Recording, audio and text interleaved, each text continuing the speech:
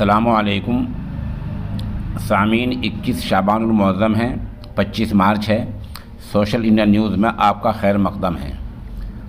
خبر کا عنوان ہے احمد عثمانی کیرل تھانہ میں پہنچ گئے۔ عنوان سن کر آپ چونکے نہیں۔ دراصل احمد بھائی دیوبند کے رہنے والے ہیں اور پچھلے 6 دنوں سے لاپتہ تھے، گھر سے کہیں چلے گئے تھے۔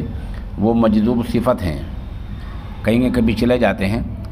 گھر والوں نے ان کی جیب میں ایک ڈائری رکھی ہے جس میں نمبر لکھا ہوتا ہے۔ عام طور پر وہ کہیں جا کر گھر والوں کو فون کرا دیتے ہیں تو پھر مل جاتے ہیں۔ اس بار غالباً وہ ڈائری ان کی یاد نہیں رہی۔ وہ کیرل پہنچے اور کئی دن بعد تھانے میں جا کر پولیس والوں کو ڈائری دی کہ اس میں نمبر ہے، میرے گھر والوں کو ملا دو۔